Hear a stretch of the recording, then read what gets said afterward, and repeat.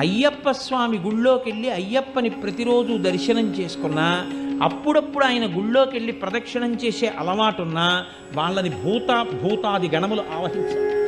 ఎందుకో తెలుసా అండి, ఆయన చెప్పు చేతల్లో ఉంటాయి.